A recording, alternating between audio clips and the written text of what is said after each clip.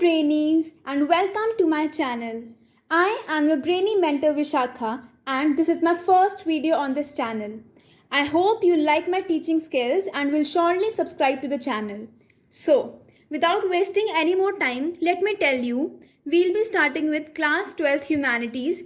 Basic focus will be on political science, economics and your history. And मैं आपको one shot explanations के साथ साथ रिटन नोट्स के शॉर्ट वीडियोस भी प्रोवाइड करूंगी along with the important questions from the refreshers and the last 10-year question papers. ठीक है, so without wasting any more time we will be starting with our chapter number 1, the end of bipolarity.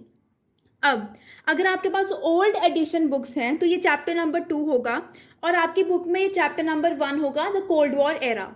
If you have the new book जिसके according हमारा syllabus आ रहा है, सो इस पे chapter number 1 है the end of bipolarity. ठीक है, let's begin with this chapter. So main focus हमारा इस चैप्टर में किन चीज़ों पर रहेगा, let's see. Okay, so firstly will be focusing on a 1 mark question. जो इंपॉर्टेंट क्वेश्चन 1 मार्क के लिए आता है that is full form of USSR. ठीक है, ये आपको लर्न करना पड़ेगा फुल फॉर्म क्या है. ठीक है, हमारा 2 मार्क का क्वेश्चन आता है अबाउट वॉर्सॉ पैक्ट कि what is your Warsaw Pact. ठीक है, then we have 2 questions of 6 mark. पहला क्वेश्चन आता है कि why did the Soviet Union disintegrate, या फिर हमको बताने के रीजंस क्या थे जिसकी वजह से सोवियत यूनियन डिसइंटीग्रेट हो गई. ठीक है, एक और 6 मार्क का क्वेश्चन है that is consequences of disintegration. Consequences मतलब आफ्टर इफेक्ट्स उस डिसइंटीग्रेशन के. ठीक है, नेक्स्ट 4 मार्क्स में हमारा क्वेश्चन आएगा shock therapy and consequences. Question will be asked in a way कि what is shock therapy and what were its consequences. ऐसे क्वेश्चन आएगा फॉर योर 4 मार्क्स. ठीक है, अब एक क्वेश्चन आएगा 4 to 6 मार्क्स के लिए, डिपेंड करता है ऑन द एग्जामिनर. क्वेश्चन क्या होगा, what are the relations between India and China. Clear, sorry, India and Russia. I hope इतना समझ आ गया है. ओके, सो इस पैराग्राफ में we just have a brief overview of the chapter. इस चैप्टर का I will be giving you the gist. उसके बाद हम इस चैप्टर को स्टार्ट करेंगे फ्रॉम द NCERT. ओके, तो अब देखो इसमें आपको करना क्या है. ओके, अब ध्यान से देखना. इस चैप्टर में बेसिकली क्या है उसके बारे में हम पढ़ेंगे. सो बिफोर 1991 से पहले क्या था ये समझो. ये हमारा वर्ल्ड है. For example, I am not too good at maps तो समझ लेना. ठीक है, ये वर्ल्ड है, ये डिवाइडेड था इंटू 2 सुपर पार्ट्स. ठीक है, पहली थी हमारी US, दूसरी थी USSR. ठीक है, अब US की जो आइडियोलॉजी थी दैट वाज कैपिटलिज्म. क्या थी, कैपिटलिज्म. ओके, USSR की पॉलिसी थी सोशलिज्म. सोशलिज्म, अब मैं आपको इनके मतलब बताती हूँ क्या है. First of all, capitalism. Capitalism means all control will be in the hands of private sector. ठीक है, socialism, all control in the hands of government sector or in the hands of the state. ठीक है, अब क्या होता है 1991 में USSR जो था it was a group of 15 countries. ये क्या करता है, डिसइंटीग्रेट हो जाता है. 15 कंट्रीज अलग अलग हो जाती हैं. इसी को हम बोलते हैं बायपोलैरिटी. मतलब पहले world was divided into 2 poles. Bipolarity का मतलब क्या होता है, बाय मतलब 2, पोलैरिटी मतलब पोल्स, है ना. सो पहले क्या होता था, the world was divided into 2 poles. ठीक है, पहला US and the second USSR. ठीक है, क्या हुआ, बायपोलैरिटी खत्म होगी and in place of bipolarity we got our unipolarity, या फिर इसको हम बोल सकते हैं a unipolar world. The superpower, main superpower was US. ठीक है, मेन आइडियोलॉजी कौन सी थी, दैट वाज कैपिटलिज्म. तो इस चैप्टर में हम वही पढ़ेंगे कि हमारा जो USSR डिसइंटीग्रेट हुआ था, मतलब USSR की कंट्रीज अलग अलग सॉवरेन बन गई थी, वो कैसे हुई थी, उसके कॉन्सिक्वेंसेस पढ़े थे, रीजंस पढ़ेंगे एंड उसके बाद हम शॉक थेरेपी पढ़ेंगे और इंडिया के रिलेशंस भी पढ़ेंगे उन बाकी कंट्रीज के साथ. Let's begin. तो हमें ओवरव्यू में बताया है अबाउट द बर्लिन वॉल. अब ये बर्लिन वॉल थी क्या, Berlin wall symbolised the division. यहाँ पर देखो नीचे गिवन है आपको इधर, the Berlin wall symbolised the division between the capitalist and the communist world. जो हमारा सोशलिज्म है उसी को हम कम्युनिज्म भी बोलते हैं, ठीक है। तो क्या लिखा है, बर्लिन वॉल से पता चलता था एक साइड में हमारी कैपिटलिस्ट कंट्रीज थी और दूसरी साइड में क्या थी, हमारी सोशलिस्ट या फिर कम्युनिस्ट कंट्रीज, ठीक है। अब देखो, बिल्ट इन 1961 में बनी थी ईस्ट बर्लिन और वेस्ट बर्लिन को सेपरेट करने के लिए। जो ईस्ट बर्लिन था इट सपोर्टेड यूएसएसआर, जो वेस्ट बर्लिन था इट सपोर्टेड यूएसए, ठीक है। अब ये this wall was broken by people on 9 नवंबर 1989, ठीक है। 9 नवंबर 1989 को लोगों ने दीवार को तोड़ दिया था। एंड इससे क्या हुआ था, the two parts of Germany जो थे वो इकट्ठे हो गए थे, यूनाइट हो गए थे। And end of communist bloc, मतलब beginning of end of communist bloc, हमारा कम्युनिस्ट ब्लॉक खत्म होना स्टार्ट हो गया था। अब इस पैराग्राफ में भी हमें यही गिवन है कि Berlin wall was toppled by the people in 1989। Toppled मतलब उसको तोड़ दिया गया था लोगों ने, ठीक है। नेक्स्ट, इससे क्या हुआ, it led to the collapse of second world, मतलब यूएसएसआर का कोलैप्स स्टार्ट हो गया था। And the end of cold war. Cold war क्या था, एक लड़ाई थी, मतलब एक होता है हॉट वॉर, एक होता है कोल्ड वॉर। हॉट वॉर होता है वेपन्स के साथ, ठीक है। कोल्ड वॉर होता है आइडियोलॉजीज में लड़ाई या फिर टेक्नोलॉजी रेस जिसको हम कह सकते हैं, ठीक है। तो उसका भी एंड हो गया था। और क्या हुआ, जर्मनी वॉज यूनिफाइड, जर्मनी इकट्ठा हो गया था। और जो 8 ईस्ट यूरोपियन कंट्रीज थी ना, जो हमारी सोवियत यूनियन का पार्ट थी, जो यूएसएसआर का पार्ट थी, वो यूएसएसआर से अलग हो गई थी, दे बिकेम सॉवरेन। क्लियर, इस पेज पे बस इतना ही है। Okay, so moving on to the next page, हमारा फर्स्ट टॉपिक आता है what was the Soviet system. Soviet system था क्या, ठीक है। अब यहाँ पर आपको सबसे पहले यूएसएसआर की फुल फॉर्म लर्न करनी है फॉर 1 मार्क क्वेश्चन। क्या है, the union of Soviet socialist republics, ठीक है। अब देखो ये कब बना था, after the socialist revolution. Revolution हुआ था रशिया में जिसको हम बोलते हैं सोशलिस्ट रेवोल्यूशन। किस टाइम पीरियड में हुआ था, 1917 में। टाइम पीरियड लर्न करना है, ठीक है। अब इस सोशलिस्ट रेवोल्यूशन में था क्या, इसमें क्या था, आइडियल्स ऑफ सोशलिज्म। सोशलिज्म मैंने बताया ना, all control will be in the hands of government, there will be no private property, ठीक है। As oppose to capitalism, capitalism के अगेंस्ट थे वो, ठीक है। And the need for an egalitarian society. Egalitarian society means an equal society. अब आगे देखो क्या है, it was the biggest attempt in human history to abolish the institution of private property. जैसे मैंने आपको बताया, प्राइवेट प्रॉपर्टी बिल्कुल खत्म कर दी। And design a society based on principles of equality, ठीक है। इगैलिटेरियन सोसाइटी इस्टेब्लिश की गई। आगे चलो, यहाँ पर क्या गिवन है, अब देखो यहाँ पे है, the Soviet political system centred around one party. कौन सी पार्टी थी, कम्युनिस्ट पार्टी। एक ही पार्टी थी और कोई भी ऑपोजिशन नहीं थी, कोई अलग पॉलिटिकल पार्टी अलाउड ही नहीं थी, ठीक है। क्लियर, मतलब डेमोक्रेसी थी ही नहीं, there was a kind of monarchy जिसको हम कह सकते हैं, डिक्टेटरशिप कह सकते हैं, है ना। अब देखो इस पैराग्राफ में what we have, in this paragraph हम पढ़ेंगे कि हमारा सोवियत यूनियन बना कैसे था। देखो क्या हुआ था, सेकेंड वर्ल्ड वॉर के बाद जो हमारी ईस्ट यूरोपियन कंट्रीज थी ना, उन ईस्ट यूरोपियन आर्मी ने ना वो मतलब उनको कैप्चर कर लिया था, उन ईस्ट यूरोपियन कंट्रीज को, ठीक है। इसलिए वो कंट्रीज हमारे सीधे यूएसएसआर के कंट्रोल में आ गई थी, ठीक है। अब इन कंट्रीज ने क्या साइन किया, Warsaw pact. Warsaw pact for 2 mark question मैंने बताया था, 2 मार्क्स के लिए आ सकता है कि what is the Warsaw pact. तो वॉर्सो पैक्ट था एक मिलिट्री अलायंस जो इन कंट्रीज को इकट्ठा रखता था, इकट्ठा मतलब यूएसएसआर के अंडर रखता था, ठीक है। And the USSR was the leader of the block. Clear. अब देखो नेक्स्ट पैराग्राफ में हम पढ़ेंगे कि एडवांटेजेस क्या थे उस सोशलिज्म के। सो फर्स्ट एडवांटेज क्या था, the Soviet economy was more developed than rest of the world except for the US. पूरी दुनिया से डेवलप्ड था बट यूएस से थोड़ा सा यू कैन से कॉम्पिटिशन था, ठीक है। और क्या था, complex communications network, vast energy resources including oil, iron and steel, your machinery production and the transport sector. मतलब एक ट्रांसपोर्ट सेक्टर भी था जो अलग अलग एरियाज को कनेक्ट करता था, ठीक है। ये एक एडवांटेज और हो गया। एक और एडवांटेज था कि हमारे यूएसएसआर में क्या थी, एक कंज्यूमर इंडस्ट्री थी, डोमेस्टिक कंज्यूमर इंडस्ट्री भी थी वहाँ पर, ठीक है। आगे देखो आगे क्या दिया है, मिनिमम स्टैंडर्ड ऑफ लिविंग था लोगों का, मतलब कि यू कैन सी लोगों के पास सब्सिडीज थी, प्रॉपर खाने पीने का रहने का प्रॉपर अरेंजमेंट था लोगों के पास, ठीक है।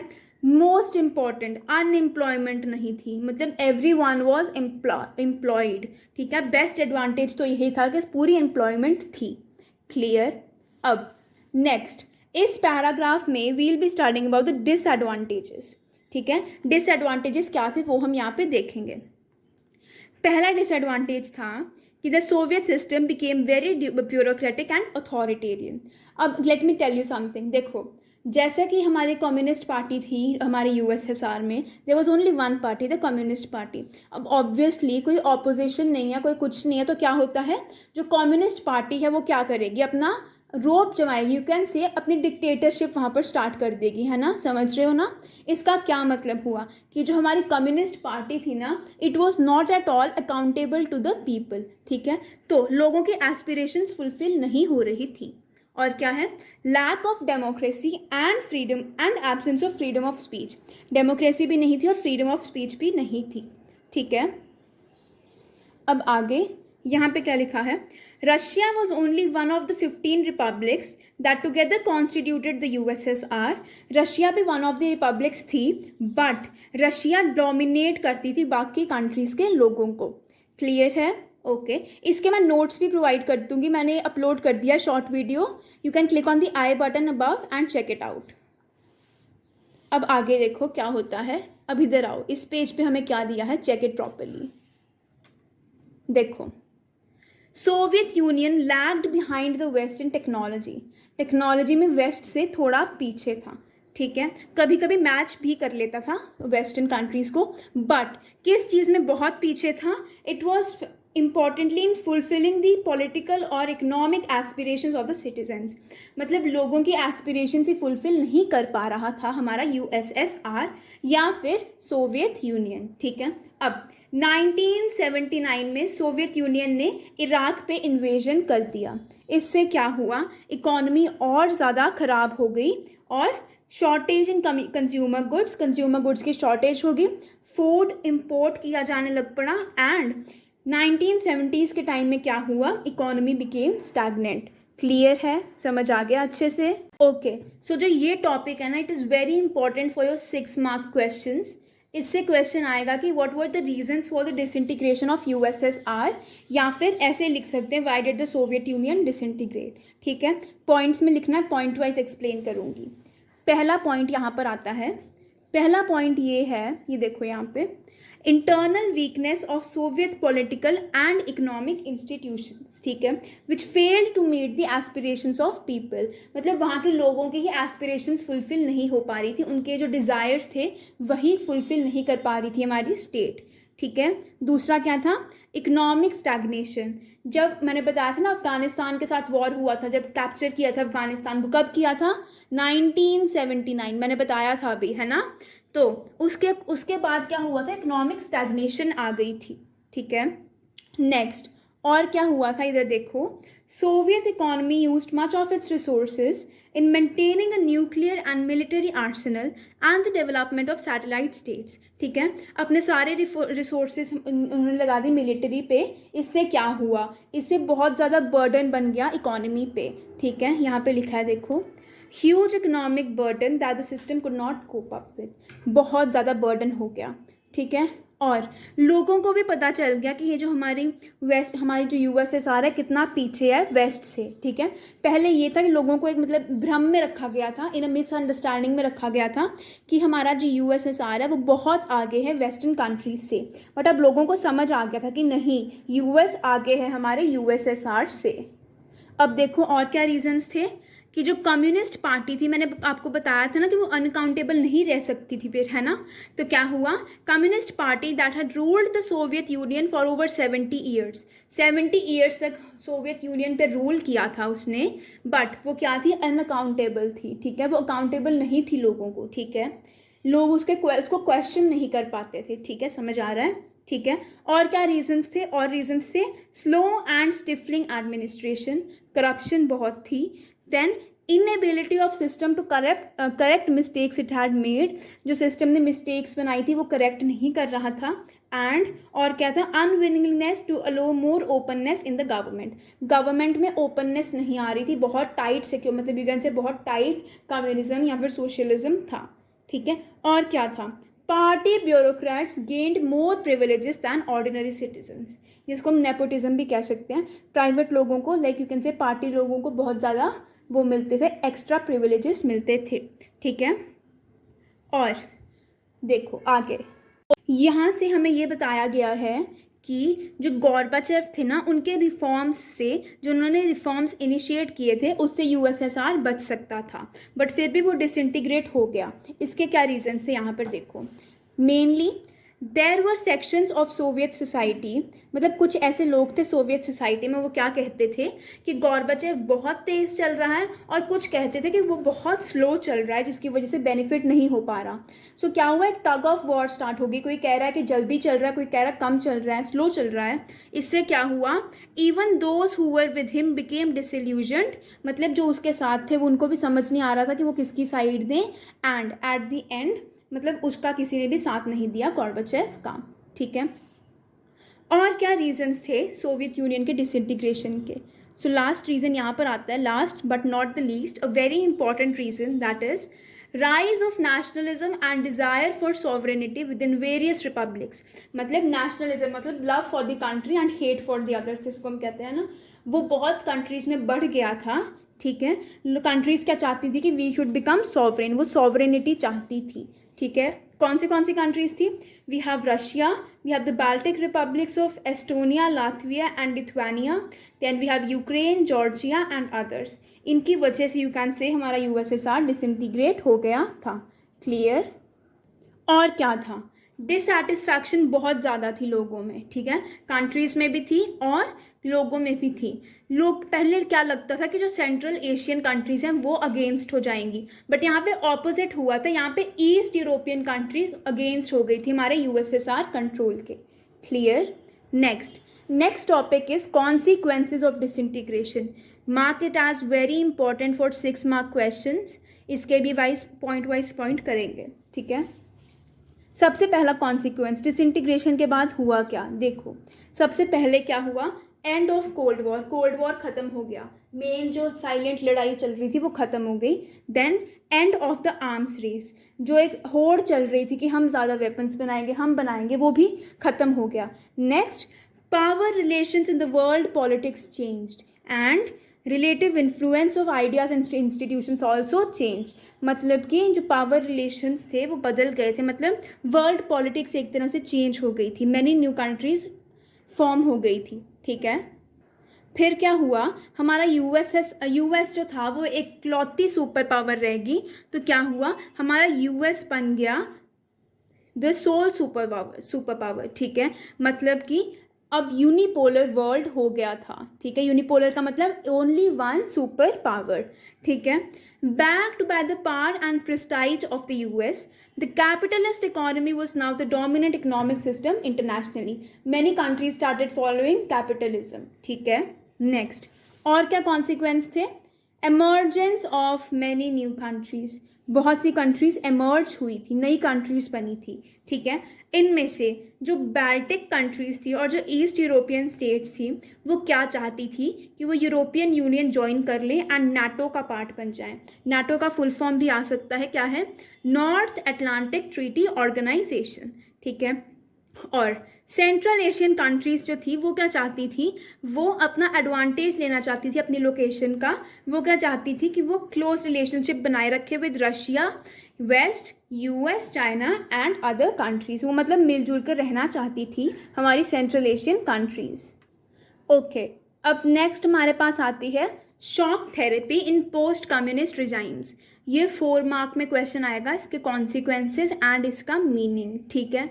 सबसे पहले शॉक थेरेपी थी क्या, देखो, the model of transition in Russia, central Asia and east Europe that was influenced by the World Bank and IMF came to be known as the shock therapy.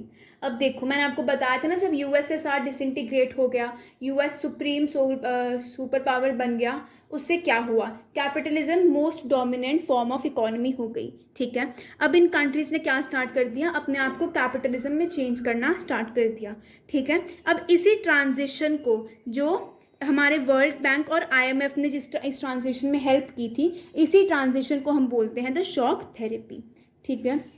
इसमें था क्या, देखो, total shift to capitalist economy and rooting out completely any structures evolved during the Soviet period. कोई socialism नहीं रहेगा, we will be practising only capitalism. ठीक है.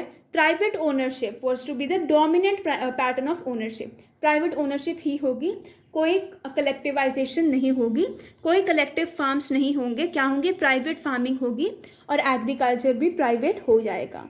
Clear. अब यहाँ देखो और क्या था इस ट्रांजिशन में, और क्या चीज़ थी? Breakup of existing trade alliances among countries of Soviet block.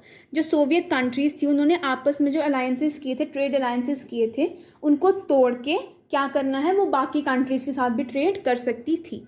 ठीक है, समझ आ गया. ये हो गए हमारे shock therapy in post communist regimes. अब आगे आता है consequences of the shock therapy, मतलब आफ्टर इफेक्ट्स क्या थे शॉक थेरेपी के. पहला क्या था? ruin to the economies and disaster upon people of the entire region. Economy बहुत बुरी हो गई थी, जीडीपी बहुत डाउन हो गया था. ठीक है. यहाँ पे we have the term the largest garage sale in history. Mark it as important. इसके बारे में पूछ सकते हैं कि ये था क्या. क्या था? Valuable industries were under valued and sold at throw away prices. Valuable industries बहुत सस्ते में बिक गई थी, इसलिए हम उनको क्या बोलते हैं? Largest garage sale in history. और क्या कॉन्सिक्वेंसेस थे देखो. Value of rouble, the Russian currency declined. Rouble की वैल्यू डाउन हो गई, इन्फ्लेशन बढ़ गई, और क्या हुआ था? People were left without food security. खाने को भी नहीं था. एंड क्या हुआ? Russia started to import food. Russia ने बाकी कंट्रीज से क्या किया? खाना इम्पोर्ट करना शुरू कर दिया. ठीक है. और मोस्ट इम्पॉर्टेंटली क्या हुआ? इधर देखो क्या हुआ. Old system of social welfare was destroyed. Social welfare ख़त्म हो गया था, सब्सिडीज़ भी हटा दी गई थी. ठीक है. There was great economic inequality between the people. ठीक है. इनइक्वालिटी बढ़ गई थी, अनएम्प्लॉयमेंट भी इंक्रीज हो गई थी. फिर क्या हुआ? जो इन कंट्रीज़ ने अपने कॉन्स्टिट्यूशंस बनाए थे ना, ये भी बहुत जल्दी में बनाए थे. पार्लियामेंट को कम रोल दिया था और प्रेसिडेंट को ज़्यादा रोल दिया था. ठीक है. तो ये भी एक बहुत बड़ी प्रॉब्लम हुई थी. ठीक है. अब 2000 में क्या होता है? इन 2000 यहाँ पर देखो, यहाँ पे गिवन है. इन 2000 रशिया स्टार्टेड रिवाइविंग, मतलब रशिया की इकोनॉमी ठीक होना शुरू हो गई. कैसे? By export of natural resources like oil, natural gas and minerals. ठीक है. इन चीज़ों को एक्सपोर्ट करके रशिया की इकोनॉमी इन 2000 ठीक होने लग पड़ी. Clear. Moving on to the next topic.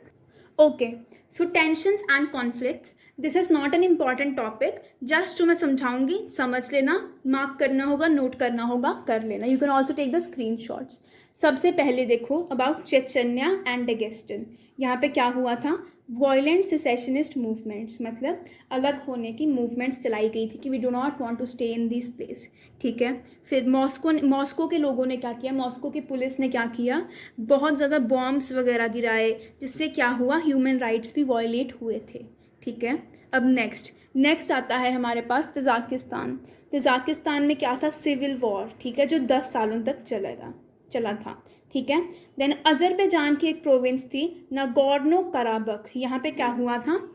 Local Armenians थे, वो क्या चाहते थे कि हम अर्मेनिया ज्वाइन कर लें, तो उसकी वजह से भी बहुत प्रोटेस्ट हुई थी. ठीक है. नेक्स्ट जॉर्जिया में क्या हुआ था? Demand for independence. ठीक है. 2 प्रोविंसेस थी जो चाहती थी कि हम अलग अलग हो जाएं. कहाँ से? जॉर्जिया से. ठीक है. और मूवमेंट्स थी कहाँ पे? यूक्रेन में थी, किर्गिस्तान में थी, जॉर्जिया में थी. एंड मेन रीज़न एक और था लड़ाई का, वो क्या था? रिवर वाटर्स के लिए भी बहुत ज़्यादा लड़ाई थी. क्लियर. नेक्स्ट इस पेज पर आओ. यहाँ पे क्या है? चेकोस्लोवाकिया जो था, चेकोस्लोवाकिया चुपचाप मतलब पीसफुली अलग हो गया था.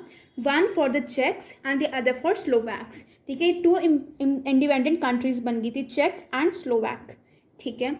Next most severe conflict took place in Balkan republics of Yugoslavia टूट गया. It broke into several provinces. कौन सी provinces? We have Croatia, Slovenia, Bosnia and Herzegovina. ठीक है, समझ आ गया. फिर NATO intervention and the bombing of Yugoslavia. NATO intervention मतलब नाटो आया था, उसने इंटरवीन किया था इनकी मैटर्स में, एंड यूगोस्लाविया में बॉम्ब्स गिराए गए थे, जिससे शांति थोड़ी सी बनी थी. ठीक है. ये क्या हुआ था? सिविल वॉर थोड़ा ख़त्म हो गया था. क्लियर. ओके. अब हम पढ़ेंगे about India and the post communist countries. यहाँ पे we will be focusing on India and Russia's relations. क्या रिलेशंस थे यहाँ पर देखो। India and Russia share a vision of multipolar world order, मतलब यूनिपोलैरिटी नहीं होनी चाहिए, देयर शुड बी मल्टीपोलैरिटी, ठीक है। Many countries should be super powers, ठीक है। और क्या हुआ था, और हुआ था कि इन्होंने सोचा था कि हमारा जो यूएन है इसकी पावर बढ़ानी चाहिए, it should be strengthened, democratised and empowered, UN की पावर्स बढ़ानी चाहिए। एंड फिर क्या हुआ था, 2001 में रशिया और इंडिया के बीच में एग्रीमेंट्स हुए थे। कितने agreements, more than 80 bilateral agreements हुए थे बिटवीन रशिया एंड इंडिया। अब देखो इंडिया और रशिया क्या एडवांटेजेस हैं इन दोनों को रिलेशनशिप से, ठीक है। पहला एडवांटेज इंडिया को जो आता है, कश्मीर इशूज़ पे रशिया साथ में होता है, ठीक है। एनर्जी सप्लाई करता है रशिया, ठीक है। टेररिज्म पे भी हेल्प करता है, टेररिज्म के अगेंस्ट बोलने में। और क्या करता है, balancing in relations with China, China के साथ रिलेशंस बैलेंस करने में भी रशिया हेल्प करता है। अब रशिया को बेनिफिट कैसे होता है, रशिया के लिए जो हमारा इंडिया है ना, it is the second largest arms market, मतलब इंडिया की सबसे ज़्यादा आर्म्स कहाँ से आते हैं, वेपन्स कहाँ से आते हैं, रशिया से, ठीक है। रशिया ने ऑयल क्राइसिस में भी इंडिया की हेल्प की है, ठीक है। Then Russia is important for India's nuclear energy plans, ठीक है। न्यूक्लियर एनर्जी प्रोग्राम जो होते हैं उसमें भी रशिया हेल्प करता है। समझ आ गया अच्छे से। विद दिस हमारा ये चैप्टर ख़त्म होता है। अब क्वेश्चन आंसर्स में आओ। ये देखो जो सेकंड क्वेश्चन है ना हमारा ये वाला, इसमें आपको क्रोनोलॉजिकल ऑर्डर में करना है। So it is a very important question, आपको एग्जाम्स में आ सकता है for 1 mark. So 8th and 9th question ये मैंने आपको बता ही दिया था, consequences of disintegration and about the shock therapy, ये भी अच्छे से कर लेनी है। समझ आ गया गाइज। विद दिस हमारा ये चैप्टर ख़त्म हो जाता है।